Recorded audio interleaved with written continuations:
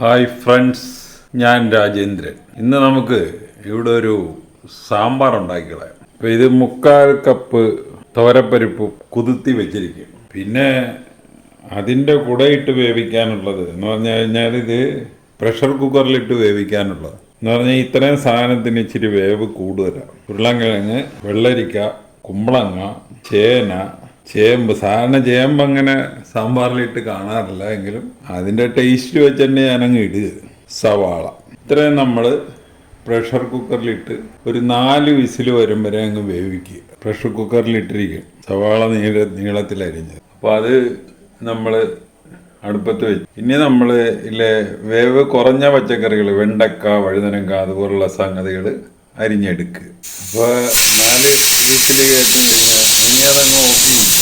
അടുത്തതായിട്ട് നമുക്ക് വേണ്ട കഷ്ണങ്ങൾ, ഈ സാമ്പാറിൻ്റെ കഷ്ണങ്ങൾ ഇങ്ങനെ പറഞ്ഞുകൊണ്ടിരിക്കാന്ന് എന്ത് വേണേലും ഇടാം. ഇവിടെ ഇപ്പോൾ ഇടാൻ പോകുന്നത് മുരിങ്ങാക്കോല്, വെണ്ടക്ക, പടവലങ്ങ, ഇത് സാമ്പാർ ബീൻസ്, ഈ വഴുതനങ്ങ, ഇത്രയാണ് ഇപ്പോൾ ഇടാൻ പോകുന്നത്. ഇതൊന്ന് വേവിച്ചെടുക്കണം. അപ്പോൾ ഈ കഷ്ണങ്ങൾ വേറൊരു പാത്രം അടുപ്പത്ത് വെച്ച് അതിൽ വെള്ളം വെച്ച് വേവിച്ചെടുക്കണം. ഈ പൊടികൾ ഇതിൻ്റെ അകത്ത് ഇത് വറതാളിക്കാനുള്ള സാധനങ്ങളാണ്. എന്ന് പറഞ്ഞാൽ വേപ്പില, ഉള്ളി, പച്ചമുളക്, കടുക്, 1/2 ടീസ്പൂൺ കായപ്പൊടി, 1/4 ടീസ്പൂൺ ഉലുവാപ്പൊടി, 1/2 ടീസ്പൂൺ മുളക് പൊടി, 1/2 ടീസ്പൂൺ മല്ലിപ്പൊടി, 1/4 ടീസ്പൂൺ മഞ്ഞൾപ്പൊടി. അപ്പോൾ പറഞ്ഞ പച്ചക്കറികളൊക്കെ ഇച്ചിരി വലിയ കടായി, വലിയ ചീനച്ചട്ടി എടുത്തിരിക്കും. എന്ന് പറഞ്ഞാൽ ഇനി ഇതിലോട്ട് മറ്റേ നമ്മൾ വേവിച്ച് വെച്ചിരിക്കുന്ന പരിപ്പിടണം. വേറൊരു പാത്രത്തിൽ വെച്ച് വറതാളിച്ചിട്ട് ഇതിലോട്ട് ഇടണം. അങ്ങനെ എല്ലാം ഇതിൻ്റെ അകത്താണ് വരുന്നത്. ഇതിൻ്റെ അകത്തോട്ട് ഇത് ഓപ്ഷണലാണ്. നമ്മൾ തക്കാളി ഇടുന്നുണ്ട്, അതിൻ്റെ പുളി മതിയെങ്കിൽ അത് മതി, അല്ലെങ്കിൽ ഇച്ചിരി പുളിവെള്ളം ഒഴിച്ചു കൊടുക്കുക. വളം പുളിവെള്ളം, അതൊക്കെ ഓരോരുത്തരുടെ ഇഷ്ടം പോലെ. പുളി കൂടുതൽ വേണ്ടവർക്ക് പുളി കൂടുതൽ ഉപയോഗിക്കും. ഈ പച്ചക്കറിയൊക്കെ നല്ലപോലെ വെന്തിട്ടുണ്ട്. ഇനി നമുക്ക് വറതാളിക്കുന്ന ആ ഇതിലോട്ട് വറതാളിക്കാനുള്ള കടായി അടുപ്പത്ത് വെച്ച് ചൂടായി കഴിയുമ്പോൾ കടുക് അടുപ്പത്തിൽ, കടുക് പൊട്ടി കഴിയുമ്പോൾ വേപ്പില,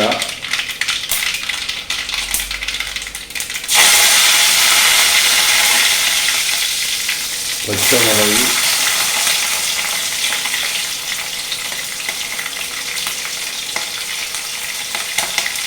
കൊച്ചുള്ളി,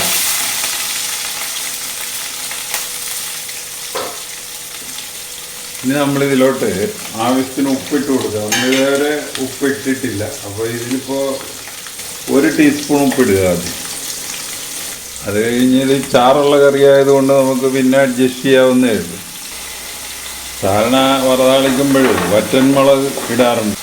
ഇവിടെ വറ്റൻമുളക് ഇടുന്നില്ല. പറഞ്ഞാൽ നമ്മൾ ആവശ്യത്തിന് പച്ചമുളക് ഇട്ടിട്ടുണ്ട്. പിന്നെ ഈ പൊടികളുടെ അകത്ത് മുളക് പൊടിയുണ്ട്.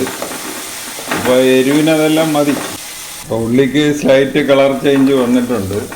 ഇനി ഇതിലോട്ട് ഈ പൊടിയൊക്കെ ഇടുക. ഈ പൊടി ഇടുന്നതിന് മുമ്പായിട്ട് നമ്മൾ ഇത് ഓഫ് ചെയ്യുക, ഈ തീ ഓഫ് ചെയ്യുക, അല്ലെങ്കിൽ പൊടി കരിഞ്ഞു പോകും.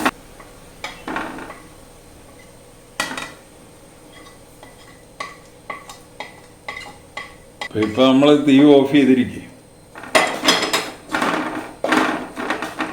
വറതാളിച്ചത് ഇതിലോട്ട് കോരിയിടുക. തക്കാളി ഇട്ട് ഇനി അത് കഴിഞ്ഞ് ഈ പരിപ്പ് വേവിച്ച് വെച്ചിരിക്കണത്, പരിപ്പ്, ഉരുളൻകിഴങ്ങ്, അതുപോലെ എല്ലാം വേവിച്ച് വെച്ചിരിക്കണത് ഇതിലോട്ട് ഇടുക.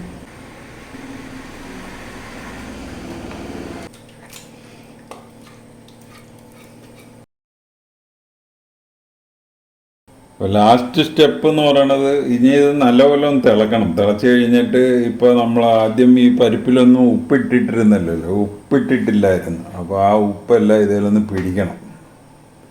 തിളച്ച് കഴിഞ്ഞ് ലാസ്റ്റിൽ നമ്മൾ ഉപ്പ് ഒന്നുകൂടെ നോക്കണം. ഉപ്പ് കറക്റ്റാണെങ്കിൽ നമ്മുടെ സാമ്പാർ റെഡി. ഉപ്പ് പോരാ, ഉപ്പ് കുറച്ചുകൂടി ഇടണം. 1/2 ടീസ്പൂൺ ഉപ്പ് കൂടെ ഇടാം. എല്ലാം നല്ല പോലെ വെന്തിട്ടുണ്ട്. ഉപ്പ് കറക്റ്റാണ്. ഞാൻ പുളി ഇച്ചിരി കൂടെ ഒഴിച്ചായിരുന്നു. ഇപ്പോഴാണ് പുളി കറക്റ്റായത്. അപ്പോൾ ഇത് സാമ്പാർ പൊടി ഉപയോഗിക്കാത്ത ഒരു സാമ്പാറാണ്. അപ്പോൾ ഇങ്ങനെ ഒന്ന് ഉണ്ടാക്കി നോക്കുക. ഉണ്ടാക്കി നോക്കിയിട്ട് ഇഷ്ടപ്പെട്ടുവെങ്കിൽ ഞങ്ങളുടെ ചാനൽ സബ്സ്ക്രൈബ് ചെയ്യുക. വേറൊരു വീഡിയോ ആയിട്ട് നമുക്ക് വീണ്ടും കാണാം. Thank you.